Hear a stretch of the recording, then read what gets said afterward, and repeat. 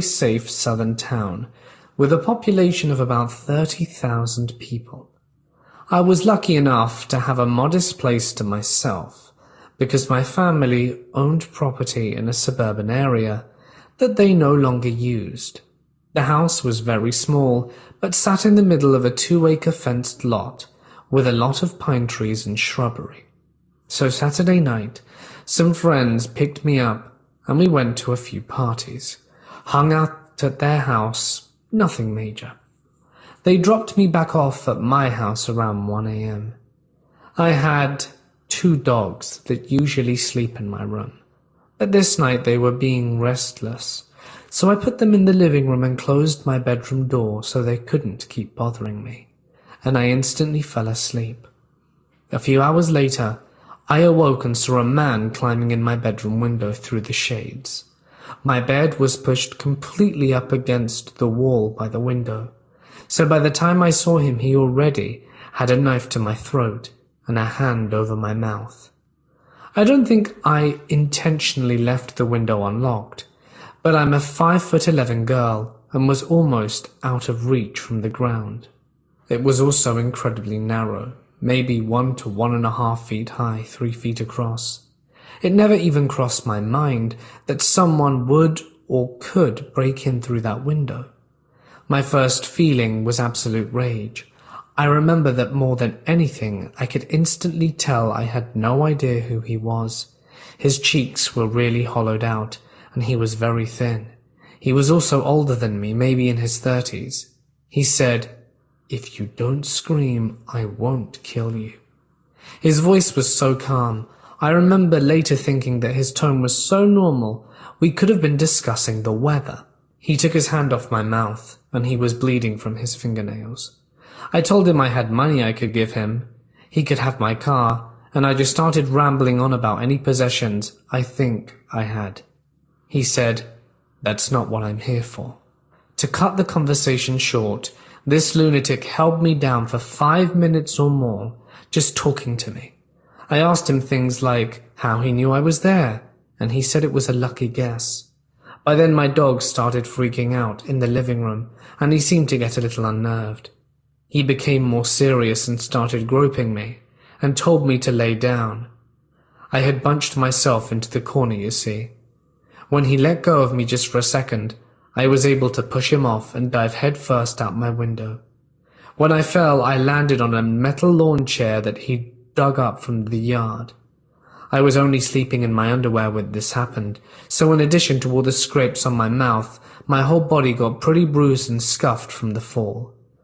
I immediately got up and ran as quickly as I could to my neighbor's house, who happened to be a state trooper. Time has never been slower than it was when I was standing outside banging on his front door. When he answered the door, I quickly told him what happened, and he grabbed a bulletproof vest, a weapon, and ran towards my house. His wife called 911 and gave me some clothes and helped me clean up a little. Running had taken a layer of skin off the bottom of my feet, and I had left bloody footprints on their carpet. They never found out who it was.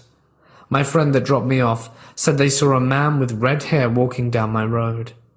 It was too dark in my room for me to know what the color of his hair was exactly. I could tell he was left-handed by the way he held the knife. The police were beyond unhelpful. They only told me that he had to have been watching me for a while to know that I lived there alone and which room was mine.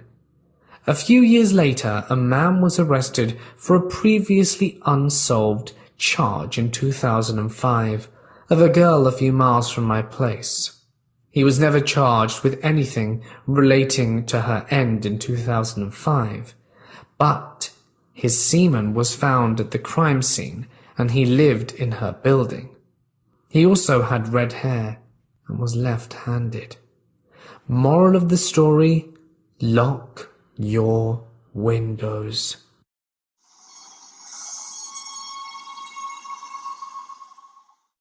Let me give you a bit of background. I am an 18-year-old male. I'm 5'10" and not the biggest guy, and have been seeing and hearing things since I was 6. This story takes place in the 4th house I lived in, as we're currently on my 5th, and was where the activity really picked up and actually scared me half to death. To the best of my recollection, my first accounts of the paranormal was when I was 6 years old. I heard footsteps around me when I would be in the basement, and then something had grabbed a pile of papers of my drawings off my dresser in my room and thrown them against the adjacent wall. It didn't help that my aunt had a dark entity in her basement who took the form of a large, imposing man. I personally never saw him, but my cousins did. We can't stand to be down there for longer than a minute, and would sprint up the stairs. This all took place in my second house, then in my third, when I was 12 or so. Visual phenomenon started to occur. It was here where I saw doors open and close, shadow figures on two occasions, and an apparition of a tall and lanky male in a striped shirt and jeans out of the corner of my eye. After that, the occurrences stopped for years. I thought I wouldn't see anything again, but I have never been so wrong in all my life. It was about 2 years after I moved to my third house in 2017. I was 17 at the time and had an unfinished basement with concrete floors and no drywall and a completely open area. There were 3 light bulbs in this basement. The shape of the basement was almost a deformed O shape, and the lights were placed at the ends of the U and one end in the middle. So whenever I went to work out in the basement, only the light bulb in the space in front of me, one of the other ends, would start to flicker and flash, sometimes fast, other times not. It would only happen when I stepped onto the treadmill and would keep going till I stopped completely off, even if the treadmill was off. Then I would occasionally see a shadow in that space when I'm not moving. This shadow would peek its head up from some boxes and then duck back after I noticed. My cats would also look over at a space and as if someone was standing there. However, these lights were the occurrences that led up to what would be happening later. It was a Sunday night in summer at about 1 a.m. I was watching comedy YouTube videos and working on a piece of digital art. Out of habit, and so I can hear my family if they call me whenever, I have my headphones off one ear, and it was dead silent. My cats were with me at the time, both being asleep next to me. It was a little while after that I heard a blood-curdling scream, as if a murder had just occurred downstairs. Only a few seconds after the scream and taking my headphones off, did I hear a woman's voice. To my best recollection, the voice of the woman was corresponding to the scream and said, "Why are you screaming?" So I'm practically floored and had to investigate. I walk out of my bedroom and down the hall to the loft area and staircase. At first I had tried to rationalize that maybe my sister had a nightmare, and my mum woke up and checked on her. So I checked her room, which was upstairs, and lo and behold, my little sister was asleep in bed, having passed out while watching makeup tutorials. Officially creeped out, I head to the stairs and lean over the railings, and I'm met with complete and utter darkness. There were no lights, no glow from the TV, and at this point I am just a mix of confused and concerned, but will myself go back to my room. So I settled down in bed and continued on the commission I was on. But this time I kept my headphones off and worked in silence, my senses on high alert. It was about 15 minutes or so before the activity continued. Surprisingly loud footsteps started up the carpeted stairs and up to the loft area. It was then, I'm pretty sure at that point I had paled a few shades, and a male voice sounded from the loft, and I can tell it wasn't my dad, and surely wasn't me. So I got into protective mode, since, unlike my room, my little sister's room was accessible from the loft, so I grabbed the only weapon I had in the room, a switchblade, as I thought it was possible an intruder could be in the house. I texted one of my exes, as we're still friends, who was still awake in the group chat we had. I told him what was going on, and that if I didn't answer in a certain time frame saying it was okay, to call the police. So I searched the house and couldn't find anyone. I looked on all levels of the house and looked to see if there was a car outside, if the doors were open and a window cracked. There were no signs of intrusion. These events were only the starting point of what was to come. So as the months passed, there was the usual flickering and shadow in the basement. But I figured the light was just a wiring issue and was logical. That was until it started answering questions. I was messing around once after I was working out and was like, fine, if someone is there, make the lights flicker twice. And it did, on command. I never asked more questions. I didn't want to get involved with whatever that thing was. However, it kept going on, and I heard footsteps on several occasions in the hall. A shadow figure came up behind me, another scream, and something touched my hand at one point. So much activity was occurring that I kept a journal on my phone of the time and days of these occurrences to see if I was going crazy or not. After about a month, I was pissed off and started bad-mouthing whatever it was when I was in the basement and instantly regretted it. As soon as the final word escaped my lips, I felt an immense burning sensation on my hip under my clothing. I pulled my clothing away and was greeted by a scratch running about 5 inches, starting at my hip and ending just above my mid-thigh. Then about 2 days later at 1 a.m., I was sleeping in my room and heard the papers of my desk start rustling and moving around as if someone were going through my stuff. My first instinct is that my kitten, who is extremely mischievous, was there. The thing was, there wasn't anyone there. I roll over onto my stomach and look at my tomcat, who's on the bed with me. He's looking wide-eyed behind me and starts to puff up like those Halloween decorations, a large growl in his throat. I was about to speak to him when I feel what felt like 2 hands on my shoulder blades and a pressure on my lower back like when someone sits on you. It felt as if one of my friends was sitting on me after we tussled. At first I thought, am I experiencing sleep paralysis? I've never had sleep paralysis, but my mum has, and that was when I realized that I was awake and able to move. Instinctively, I start trying to thrash around and get whatever is on top of me off. Whatever it was wouldn't let up off my stomach, so I was swinging my arms behind me. When my arms struck the area above my back, I felt an immense cold as if I had plunged my arm into an ice bath. However, this somehow got whatever it was off me, and I instantly flipped myself over to sit up and look around at nothing.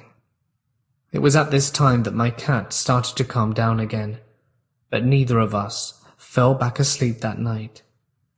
It was later on in the day where I felt the same burning sensation a few days prior on my other hip, and an almost complete cut was on my leg. It was completely incidental in placement and length as the previous one, but this time whatever did it drew blood, and this time I had enough and took every kind of measure I could to keep this thing at bay. Luckily this stopped as we moved out 2 months later or so. Whatever it was didn't follow me to my new house, and I have been able to live 2 years without these experiences and be at peace. However, there are times where I wonder what that thing was and wonder what it wanted. Did it only ever want to hurt? Was it trying to do something else? I don't know, and even if this was only curiosity, I don't want to find out. From what I've heard, a new family lives there, and now I wonder if they have experienced anything like I had.